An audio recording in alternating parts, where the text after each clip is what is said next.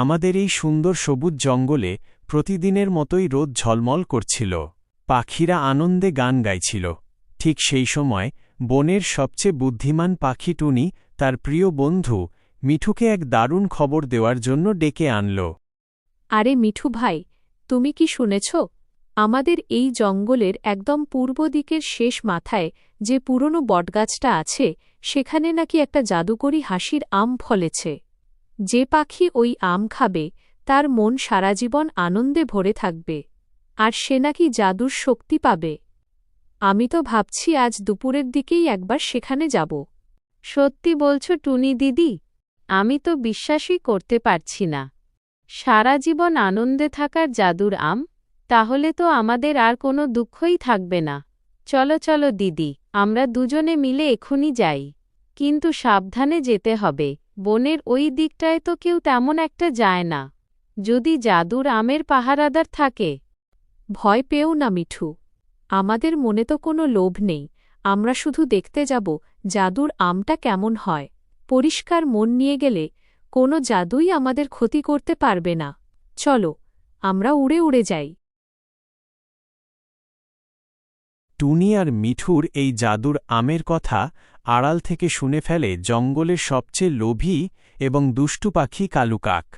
কালুর মাথায় তখন বদমাইশি বুদ্ধি ঘুরপাক খেতে শুরু করে। হি হি, টুনি আর মিঠু বোকার দল, শুধু জাদুর আম দেখতে যাবে। আমি কালু কাক থাকতে ওই আম অন্য কেউ ছোঁবে তা তো হতে দেওয়া যায় না।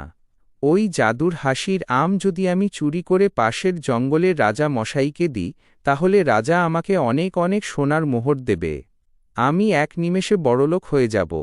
টুনি আর মিঠু যাওয়ার আগেই আমাকে উড়ে গিয়ে ওই জাদুর আমটা চুরি করতে হবে। যাই, এক্ষুনি পালাই। কালু কাক প্রাণপণে উড়ে সবার আগে সেই জাদুর গাছের কাছে পৌঁছে গেল। লোভ সামলাতে না পেরে সে যেই জাদুর আমটাতে ঠোঁট ছোঁয়াল, অমনি ঘটল এক অদ্ভুত কাণ্ড। এ কি হল? আমার ডানা নড়ছে না কেন? আমার পা দুটো গাছের ডালের সাথে আঠার মতো আটকে গেল কেন? ওরে বাবারে, জাদুর আম আমাকে আটকে ফেলেছে। আমি তো আর উড়তে পারছি না। কে কোথায় আছো? আমাকে বাঁচাও। আমার খুব ভয় করছে। আমি আর কোনোদিন চুরি করব না। আমাকে কেউ একটু ছাড়িয়ে দিয়ে যাও। আরে, এ কি কাণ্ড!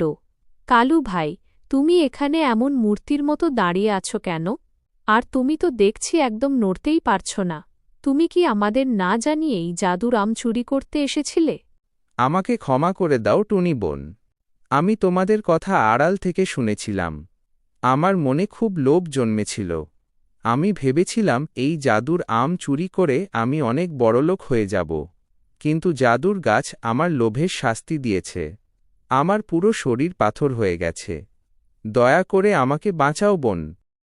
দেখলে তো কালুদা, বেশি লোভ করলে এমনই শাস্তি পেতে হয়।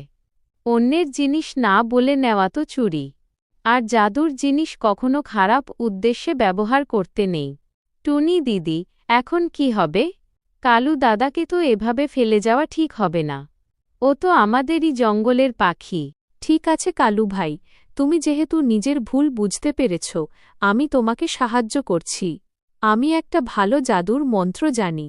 ওরে জাদুর গাছ, কালু কাক নিজের ভুল বুঝতে পেরেছে। ওকে মুক্ত করে দাও। টুনির এই কথা বলার সাথেই এক জাদুকরী আলো জ্বলে উঠল এবং কালু কাকের শরীরের আড়ষ্টতা কেটে গেল। কালু কাক কথা দিল সে জীবনেও আর লোভ করবে না। এরপর জাদুর আমের আশা ছেড়ে দিয়ে তারা ৩ বন্ধু মিলে নদীর ধারের গাছে বসে সাধারণ মিষ্টি ফল পেট ভরে খেল। কারণ তারা বুঝেছিল লোভের জাদুর চেয়ে বন্ধুদের সাথে মিলেমিশে সাধারণ ফল খাওয়াতেও অনেক বেশি আনন্দ আর মজা।